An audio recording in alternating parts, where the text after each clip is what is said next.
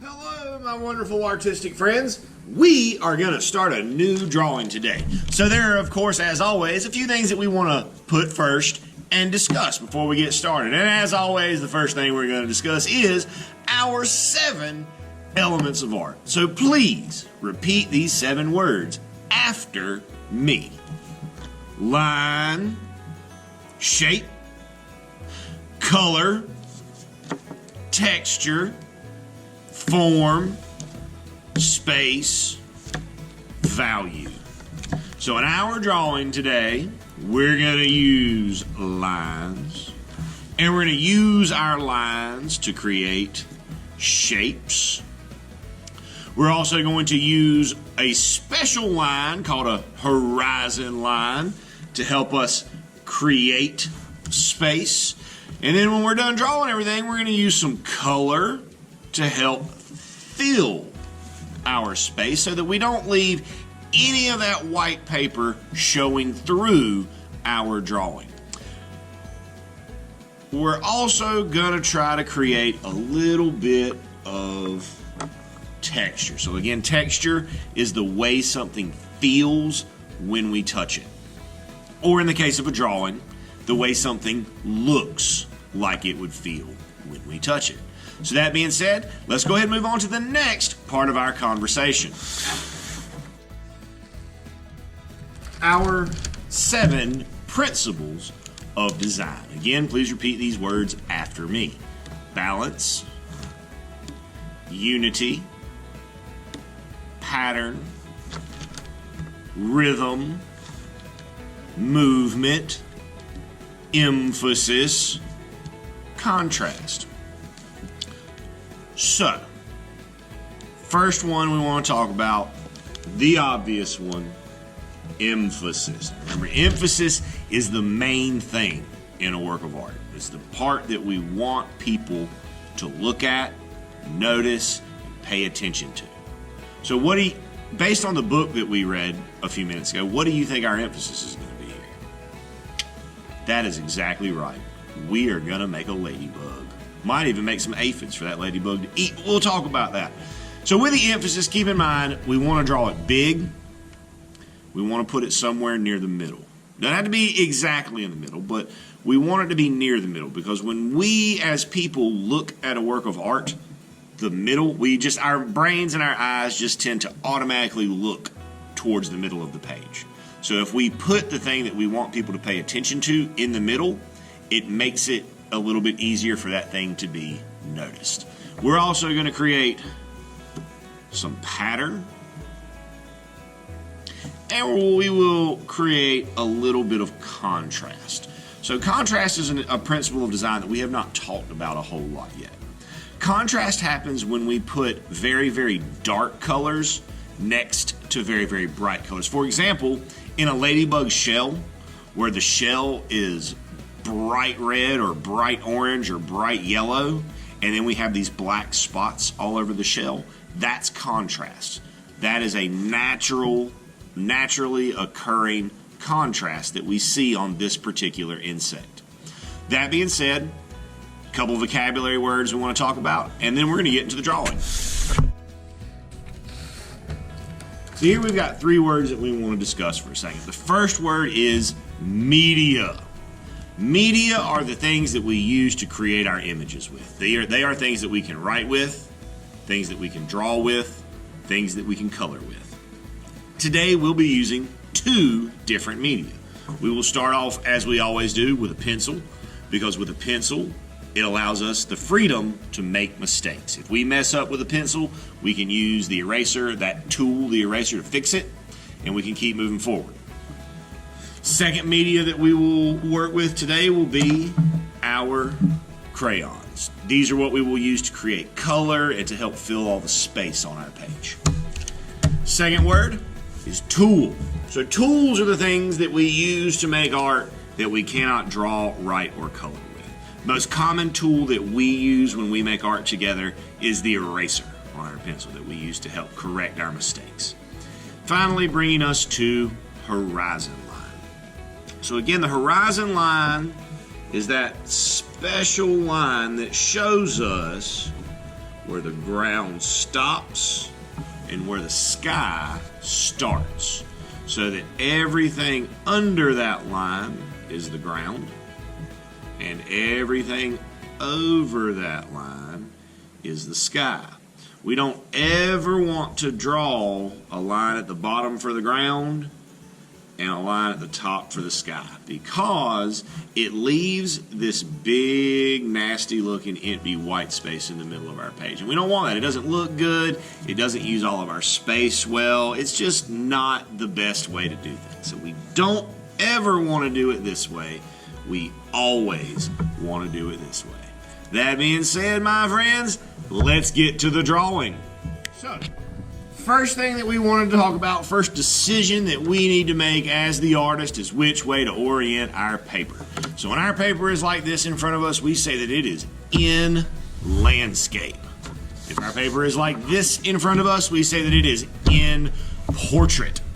We want to work today with our paper in landscape. So make sure you have your paper turned the way I have mine in front of you. Now I'm going to toss a picture of a ladybug right over there. So when we look at that ladybug and we look at the main part of its body, what is a good shape that we could use to draw that? Oh man, did you say circle? Yes, circle is the perfect shape to draw the main part of this beetle's body. So let's start off with that. It's going to be our emphasis. So let's start near the middle. Let's make it big. So let's make a nice big circle for our ladybug's body. Now, when we look at our ladybug's head, what shape do you think that could be? Close. It's not quite a whole circle, though. What do we call it when it's just half of a circle? That's right. It's a semicircle. Now, I'm going to put my head on this side, but honestly, you could put your head anywhere around this circle that you want. It does not have to go in the same place. But I want my ladybug facing this way, so I'm going to put my head down here. Now, if you want your ladybug facing that way, that's fine, or that way, or that way, or that way, or that way, or that way. Totally up to you as the artist. Totally up to you. But I'm going to put mine down here. So we're going to go right like that. Put a head on that ladybug. Now, ladybugs have legs. And ladybugs are insects. So how many legs should our ladybug have? That's exactly right. They should have 6. 6 legs. So we're going to do our legs. We're going to come out with a straight line and down, kind of like the letter L. Then we go out. And we come down. Now, it said that ladybugs have claws on the end of their legs. So at the end of it, we want to just put a little hook on there. And we want to do all 6 of our legs the same way, so that at the end it looks something like this. So here we have our 6 legs. Now on their head, it said they have something else that helps them hear and feel things. You might remember what that's called? Yeah, they have antenna on their head. So for the antenna, we want to come with just kind of a curved line, put a little circle on the end. Our ladybug needs some eyes, so he or she can see where they're going.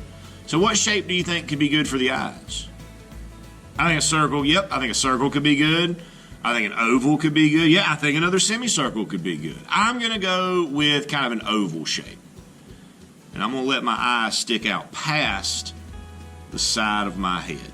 And I'll come back and I'll erase that little piece of line that I don't need. So last thing we want to put on the head are their jaws or their mandibles. That's what they use to crunch all those pesky aphids.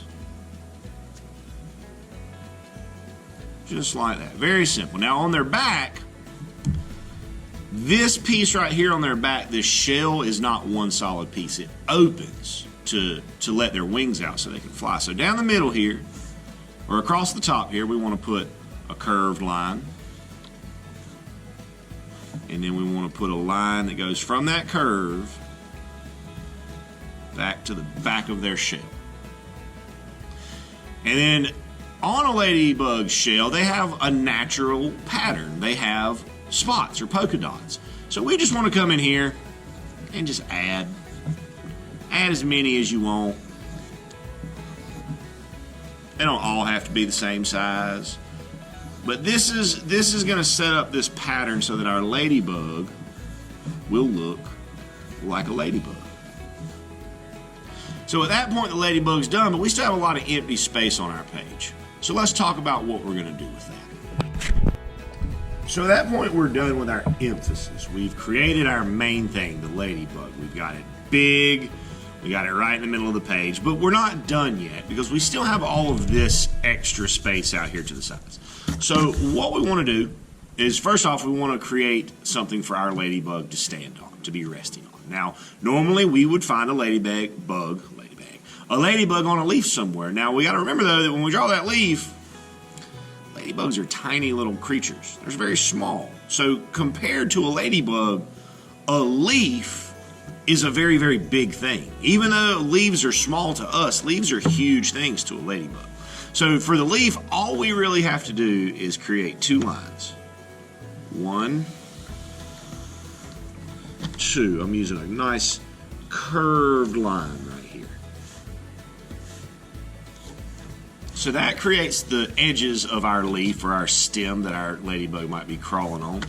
And I'm going to add just a couple of lines through here that we're going to use in just a few minutes to talk about creating some texture.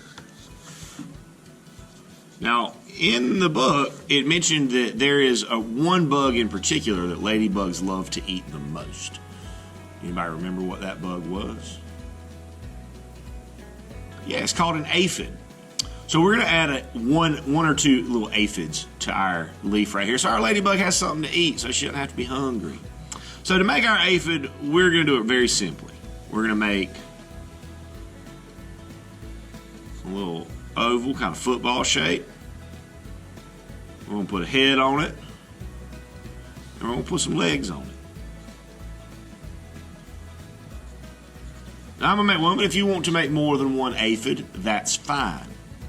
And then the last part of our drawing that we need to talk about doing together is to create our horizon line. That line that will show us where the ground stops and where the sky starts. So our horizon line here is going to be overlapped by this leaf that has the ladybug on it. I think I'm going to put my horizon line kind of high up in the sky. Now notice that I skip over this part. I don't draw my line through the middle of my ladybug. I start at the edge, I draw until I get to my leaf, I pick up, I go to the other side, I finish the line. And at this point, my friends, we're ready to color. So we're going to take a look at the ladybug first. Now, normally, ladybugs have black spots with the rest of their body being either red, yellow, or orange. So I'm going to make a traditional, normal ladybug like we would see outside. I'm going to use this red and this black. But you can make your ladybug any colors you want. You could have a blue ladybug with purple spots. You could have a pink ladybug with green spots. Totally up to you to decide as the artist. But we want to start off with coloring this emphasis first. Okay, so at this point our emphasis, the ladybug, is colored. I've got my red and black, my red with black spots. Again, yours could be whatever color you wanted.